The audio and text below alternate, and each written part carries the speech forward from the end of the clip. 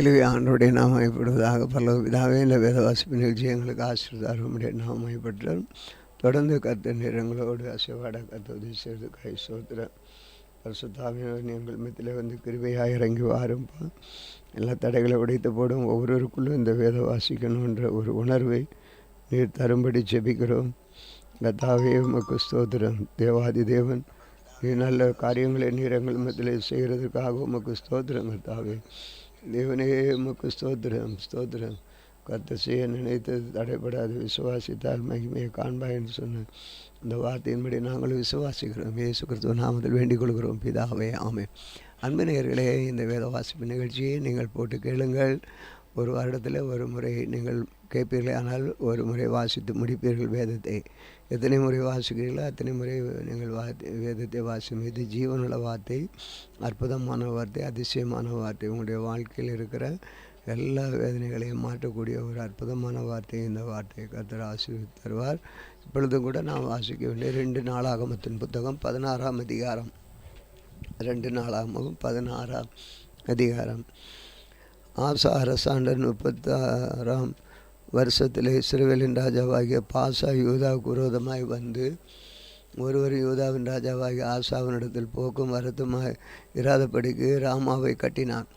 அப்பொழுது ஆசா கர்த்தருடைய ஆலயத்திலும் ராஜாவின் அரண்மனையிலும் உள்ள பொக்கிஷங்களுள்ள வெள்ளியும் பொன்னும் எடுத்து தமஸ்குல வாசம் பண்ணுகிற பென்னதாத் என்னும் சீரியாவின் ராஜாவிடத்துக்கு அனுப்பி, எனக்கும் உமக்கும் என் தகப்பனுக்கும் உம்முடைய தகப்பனுக்கும் உடன்படிக்கை உண்டு. இதோ வெள்ளியும் பொன்னும் உமக்கு அனுப்பினேன். இஸ்ரவேலின் ராஜாவாகிய பாசா என்னை விட்டு விலகி போகும்படி நீர் வந்து அவனோடு செய்த உடன்படிக்கையை தள்ளி போடும் என்று சொல்லி அனுப்பினான்.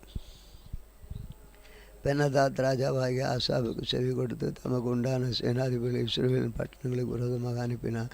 அவர்கள் ஈயோனையும் தானையும் ஆபேல்மேயும் நப்தலி பட்டணங்களின் எல்லாரையும் பண்டகசாலையும் முறியடித்தார்கள்.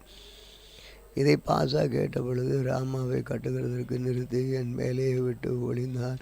அப்பொழுது ராஜாவாகிய ஆசா யூதா அனைத்தோடும் கூட கூட்டி போட்டு போய் பாசா கட்டின ராமாவின் கற்களை அதன் வளையங்களையும் எடுத்து வந்து அவைகளால் கேபாவையும் மிஸ்பாவையும் கட்டினான். அக்காலத்திலே ஞானதேஷ்டிகாரனாகிய அனனியா யூதாவின் ராஜாவாகிய ஆசாவிடத்தில் வந்து அவனை நோக்கி, நீர் உம்முடைய தேவனாகிய கர்த்தரை சார்ந்து கொள்ளாமல் சீரியாவின் ராஜாவை சார்ந்து கொண்டபடியால் சீரியா ராஜாவின் இராணுவம் உமது கைக்கு தப்பி போயிற்று. மிகவும் ஏராளமான ரதங்களும் குதிரை வீரரும் உள்ள எத்தியோப்பியரும் லூபியரும் மகாசேனையுமா இருந்தார்கள் அல்லவா? நீ கர்த்தரை சார்ந்து கொண்டு போவதெனில் அவர்களை உமது கையில் ஒப்பு கொடுத்தாரே. தம்மை பற்றி அந்த உத்தம இறுதித்தோடு இருக்கிறவர்களுக்கு நம்மை வல்லமையுடைய விளங்க பண்ணுகிறோம். அவருடைய வல்லமை என்று விளங்க பண்ணும்படி கர்த்தருடைய கண்கள் பூமி எங்கு உலாவி கொண்டிருக்கிறது. இந்த வீடியோவை நான் மதியில்லாதவர்களாக இருந்தீர். ஆகையால் இது முதற்கொண்டு உமக்கு யுத்தங்களை நேரிடும் என்றான். அது நிமித்தம் ஆசா ஞானதிஷ்டிக்காரன் மேல் சினந்து கடுங்கோபம் கொண்டு அவனை கல்லறையிலே வைத்தான். இல்லாமல் மக்களத்தில் ஜனங்களுக்கு சிலரை கொடூரமாய் நடப்பித்தான். யூதாவின் ஆதியோடு அந்த படிப்பினான். எல்லாம் யூதாவையும் இஸ்ரவேல் சேர்ந்த ராஜாக்களின் புஸ்தகத்தில் எழுதியிருக்கிறது. ஆசா அரசாண்டு 39ஆம் வருஷத்தில் தன் கால்களில் வியாதி கண்டு அவன் நோவு மிகவும் அதிகாரமாக இருந்து அவன் தன் வியாதியிலும் கர்த்தரை அல்ல பரிகாரிகளையே தேடினான். அவன் தன் அரசாண்ட 41ஆம் வருஷத்திலே மறித்து தன் பிதாக்களுடைய நித்திரை அடைந்தான். தைலக்காரரால் செய்யப்பட்ட கந்தவர்க்கங்களின் பரிமளத்தைகளும் நிறைந்த ஒரு மெத்தையின் மேல் அவனை வளர்த்தி அவனுக்காக ஒரு வெகு திரளான கந்த வர்க்கங்களை கொளுத்தின பின்பு அவன் சாவன் நகரத்தில் தனக்கு வெட்டி வைத்திருக்கிற அவனுடைய கல்லறையிலே அவனை அடக்கம் பண்ணினார்கள். அதிகாரம் 17. அவன் ஸ்தானத்தில் அவன் குமாரனாகிய யோசபாத் ராஜாவாகிய இஸ்ரவேலுக்கு விரோதமாக பலப்பட்டான். அவன் ராஜாவின் அரணான பட்டணங்களில் எல்லாம் இராணுவத்தையும் யூதா தேசத்திலும் நான் தகப்பனாகி ஆசா பிடித்து எப்ராயிமின் பட்டணங்களிலும் தானியங்களிலும் வைத்தான்.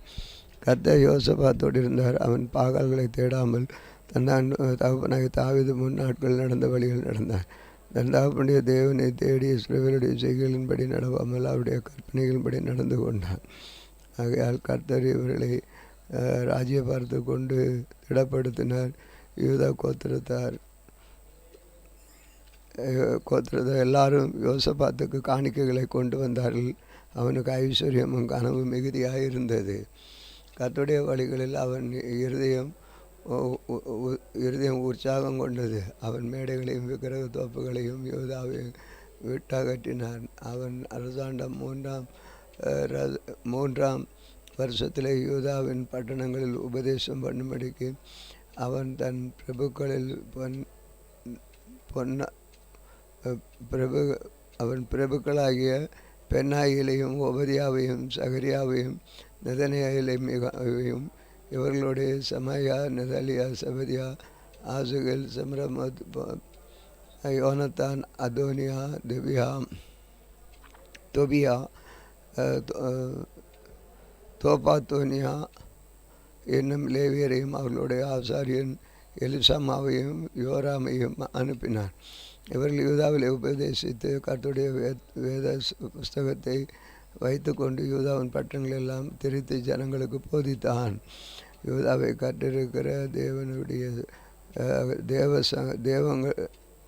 தேவ சங்கங்களுடைய ராஜ்யங்களின் எல்லாம் கர்த்தரால் உண்டு பண்ண பயங்கரங்கள் வந்ததினால் யோசபாத்தோடைய யுத்தம் பண்ணாதிருந்தார்கள். பெலிஸ்தேயரிலும் சிலர் யோசபாத்துக்கும் பகுதி பணம் கூட காணிக்கைகளையும் கொண்டு வந்தார்கள். அரபியரும் அவனுக்கு எழுதியிருந்த 700 ஆட்டுக்கடாக்களையும் 7100 ஆட்டுக்குட்டிகளையும் கொண்டு வந்தார்கள். இப்படி யோசபாத் வர வர மிகவும் பெரியவனாகி யூதாவிலே கோட்டைகளையும் சத்துருக்கள் வைக்கும் பட்டணங்களையும் கட்டினான். யூதாவின் பட்டணங்களில் அவன் பெரிய சிலைகளை நடத்தினான். எருசலேமில் பராக்கிரமசாலிகள் சேவகர் அவனுக்கு இருந்தார்கள். தங்கள் பிதாக்களுடைய வம்சங்களின்படி அவருடைய இலக்கங்களின்படி யூதாவில் அவர்களுக்கு வசமுக்கான அதிபதிகளிடத்தில் அத்தனா தலைமையானவன். அவனிடத்தில் பராக்கிரமசாலியும் 3,00,000 பேர் இருந்தார்கள். அவனுக்கு உதவியாக யோகானான் என்னும் சேனாதிபதியும் அவனிடத்திலே 2,80,000 பேரும் இருந்தார். அவனுக்கு ஒரு உதவியாக கர்த்தருக்கு தன்னை உற்சாகப்படுத்தி ஒப்புக்கொண்ட சிம்ரியின் குமாரனாகிய அமத்சியா இருந்தான். அவனிடத்தில் பராக்கிரமசாலிகள் 2,000 பேர் இருந்தார்கள். பென்யமீனிலே எலியாதான் என்னும் பராக்கிரமசாலி இருந்தான். அவனிடத்திலே வில்லும் கேடவும் பிடித்திருக்கிற 2 பேர் இருந்தார்கள். அவனுக்கு உதவியாக இருந்த யோசபாத் இருந்தான். அவனிடத்தில் யோசபாத்திற்கு ஆயுத பாணிகள் 180,000 பேர் இருந்தார்கள். ராஜா யூதா ஜனங்களுக்குள்ளே அரணிப்பான பட்டணங்களில் வைத்தவர்களையும் இவர்களை ராஜாவை சேவித்தார்கள். அதிகாரம் 18. யோசபாத்துக்கு மிகுந்த ஐஸ்வர்யமும் கனம் உண்டாயிருந்த அவன் ஆகாபோடைய சம்பந்தம் கலகலாது சில வேலை வருஷங்கள் என்று சமரியா மலைக்கிற வருஷங்கள் சென்ற பின்பு சமாரியாவிலிருந்து ஆக பீடத்திற்கு போனான். அப்பொழுது அவனோடு இருக்கிற ஜனத்துக்கும் அநேகம் ஆடுகளை அடிப்பித்து கீலேயாத்திலுள்ள ராமாவுக்கு வரும்படி தோன்றினான். எப்படி எனில் இஸ்ரவேல் வம்சமாகிய ஆசாப் யூதாவின் ராஜாவாக யோசபாத்தை நோக்கி கீலேயாத்திலுள்ள மனாசேவரும் கீலேயாத்திலுள்ள ராமோத்துக்கும் என்னோட கூட வருகிற என்று கேட்டதற்கு அவன் நான் நீர் என்னுடைய ஜனங்கள் உம்முடைய ஜனங்கள் உம்மோடைய கூட யுத்தத்துக்கு வருவான் என்றான். பின்னும் யோசபாத் இஸ்ரவேலின் ராஜாவை பார்த்து கர்த்தருடைய வார்த்தையை இன்றைக்கு விசாரித்து அறியும் என்றார். அப்பொழுது இஸ்ரவேலின் ராஜா 400 தீர்க்கதரிசிகளை கூடி வர செய்து நாமங்கள் கிலியாத்திலுள்ள நாமத்தின் மேல் யுத்தம் பண்ணி போகலாகாதா என்று அவர்களை கேட்டான். அதற்கு அவர் போம், தேவன் ராஜாவின் கையில் அதை ஒப்பு கொடுப்பார் என்றார். பின்பு யோசபாத் தான் விசாரித்த போது ஆளுகிறதற்கு விசாரித்து அறிகிறதற்கு இவர்களை அல்லாமல் கர்த்தருடைய சந்நிதியில் வேறு யாராலும் இங்கே இல்லையா என்று கேட்டான். அப்பொழுது இஸ்ரவேலின் ராஜா யோசபாத்தை நோக்கி, கர்த்தரிடத்தில் விசாரித்து அறிகிறதற்கு இம்லாவின் குமாரனாகிய மிகாயா என்னும் மற்றொருவனை பகைக்கிறேன்.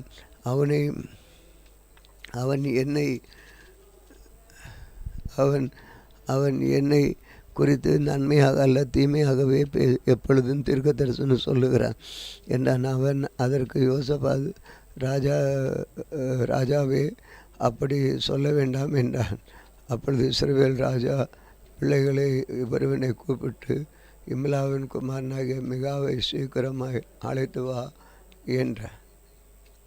இஸ்ரவேல் ராஜாவும் யூதாவின் ராஜாவும் ஆகிய யோசபாத்தும் சமாரியாவிலே ஒலிமு வாசலுக்கு முன்னிருக்கும் விசாலமான இடத்திலே ராஜவஸ்திரம் தரித்து கொண்டவர்களாய் அவரவர் தந்த சிங்கங்களின்படி உட்கார்ந்தார்கள். சகல தீர்க்கதரிசி அவனுக்கு முன்பாக தீர்க்க தரிசனம் சொன்னார்கள். என்னென்ன அவன் குமாரனாகிய சிதேக்கியா என்னும் இருப்பு கொம்புகள் உண்டாக்கி அவைகளில் நீர் சீரியரை முட்டி நிர்மலமாக்கி விடுவேனோ என்று கர்த்தர் சொல்லுகிறார் என்றார். சகல தீர்க்க தரிசுகளுக்கும் அதற்கு இச்சையாக தீர்க்க தரிசி சொல்லி கிலியாத்துள்ள சாமத்திற்கு போய் உமக்கு மகிமை உமது அடியான் ராஜாவின் கையில் ஒப்பு கொடுப்பார்கள் என்றார்கள். மிகாயாவை அழைக்க போன ஆள் அவனுடைய பேசி, இதோ தீர்க்க தரிசிக்கு நன்மையாக இருக்கிறது, உம்முடைய வார்த்தையும் அவர்கள் ஒரு வார்த்தை போல இருக்கும்படி நன்மையாக சொல்லும் என்றான். அதற்கு மிகாயா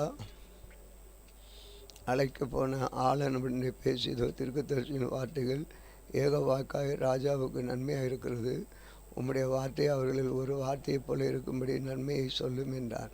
அதுக்கு மிகாயா, தேவன் சொல்வதையே சொல்லுவேன் என்று கர்த்தர் தம்முடைய ஜீவனை கொண்டு சொல்லுகிறேன் என்றார். அவன் ராஜாவினிடத்தில் வந்தபொழுது ராஜா அவனை பார்த்து, மிகாயாவே, நாங்கள் கிலியாத்தில் உள்ள ராமத்திற்கும்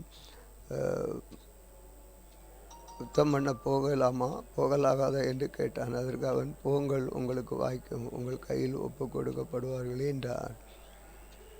ராஜா அவனை பார்த்து, நீ கர்த்தருடைய நாமத்திலே உண்மையாய் அல்லாமல் வேறொன்றையும் என்னிடத்தில் சொல்லாதபடி நான் எத்தனை தரம் உன்னை ஆசீர்வதிக்க வேண்டும் என்று சொன்னான். அப்பொழுது அவன், இஸ்ரவேலர் எல்லாரும் மேய்ப்பனில்லாத ஆடுகளைப் போல மலைகளில் சுதரப்பட்டதை கண்டேன். அப்பொழுது கர்த்தர் இவர்களுக்கு எஜமான் இல்லை, அவரவர் தம் வீட்டிற்கு சமாதானத்தோடு திரும்ப கடவர்கள் என்றார் என்று சொன்னார். அப்பொழுது இஸ்ரவேலின் ராஜா யோசபாத்தை நோக்கி, இவன் என்னை குறித்து நன்மையாக அல்ல தீமைக்காகவே தீர்க்க தரிசனம் சொல்லுகிறேன் என்று நான் குறிப்பிட தீர்க்க தரிசனங்கள் சொல்லுகிறவன் என்று நான் உம்முடைய சொல்லவில்லையா என்றேன்.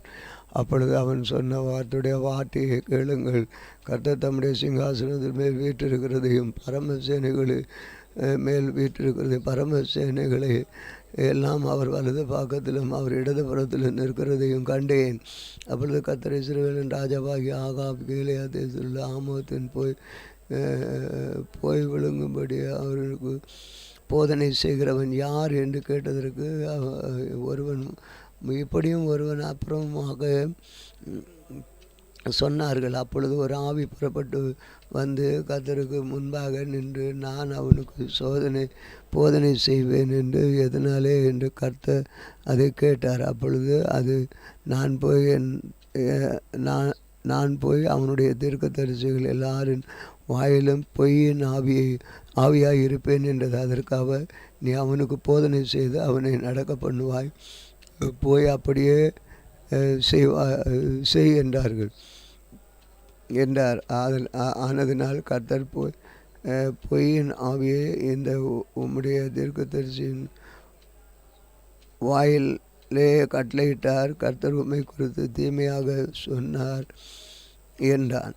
அப்பொழுது இதனால் குமாரனாகிய சிதேக்கியா கிட்ட வந்து மிகாயாவை கன்னத்தில் அடித்து, அதனுடைய ஆவி எந்த வழியாக என்னை விட்டு உன்னோடைய பேசும்படி வந்தது, வந்தது என்றார். அதற்கு மிகாயா, நீ ஒழித்து கொள்ள உரை உள்ளறையினாலே பதுங்கும் அந்த நாளிலே இதை காண்பாய் என்றார். அப்பொழுது இஸ்ரவேலின் ராஜா, நீங்கள் பிரயாயமாய் பிடித்து அவனை பட்டணத்து தலைவனாகிய ஆமோனிடத்திற்கு ராஜகுமாரனாகிய யோவாசிடத்திற்கும் திரும்ப கொண்டு போய் அவனை சிறைச்சாலையிலிருந்து வைத்து நான் சமாதானத்தோடு திரும்பி வருமளவு அவனுக்கு இடுக்கன் அப்பத்தையும் இரக்கத்தின் தண்ணீரையும் சாப்பிட கொடுங்கள் என்று கர்த்தர் சொன்னார் என்று சொல்லுங்கள் என்றார்.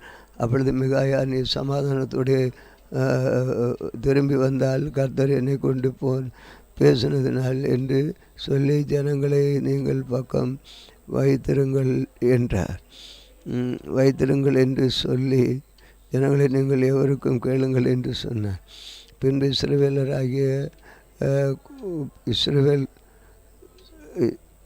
இஸ்ரவேலராகிய ராஜாவும் யூதாவின் ராஜாவும் யோசபாத்தையும் கிலியாத்திலுள்ள ராமோத்துக்கு போனார்கள். இஸ்ரவேலின் ராஜா யோசபாத்தை பார்த்து, நான் வேஷமார் யுத்தத்தை பிரவேசிப்பேன், நீரோ தரித்திருந்தும் என் சொல்லை இஸ்ரவேலின் மேல் வேஷமாக யுத்தத்தில் பிரவேசித்தான். சீரியாவின் ராஜா தனக்கு இருக்கிற இரதங்களின் நிலையை நோக்கி, நீங்கள் சிறியவரோடும் பெரியவரோடும் யுத்தம் பண்ணாமல் இஸ்ரவேலின் ராஜா ஒருவனோடு மாத்திரம் யுத்தம் பண்ணுகிறவன் என்று கட்டளையிட்டிருந்தான். ஆதலால் இரதங்களின் தலைவர் யோசபாத்தை காணவில்லை, அவன்தான் இஸ்ரவேலின் ராஜா என்று சொல்லி யுத்தம் பண்ணி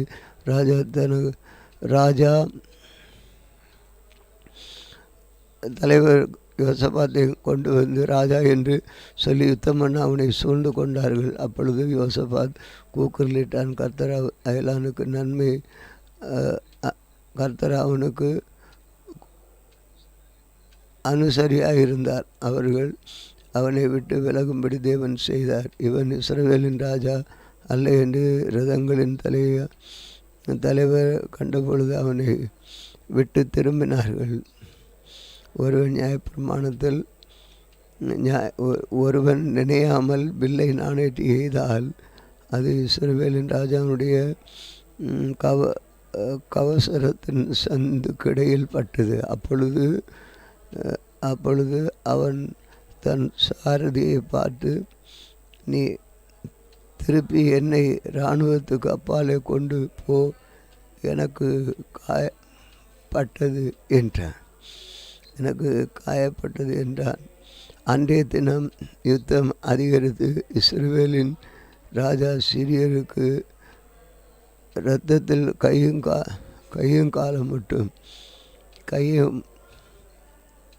சாயங்காலம் மட்டும் அன்றைய தினம் யுத்தம் அதிகரித்தது. இஸ்ரவேலின் ராஜா சீரியருக்கு எதிராக இரதத்தில் சாயங்காலம் மட்டும் நின்றிருந்து சூரியன் அஸ்தமிக்கும் பொழுது இறந்து போனார்கள். வாசிக்க வேண்டியது வாசித்து ஜெபிப்போம்.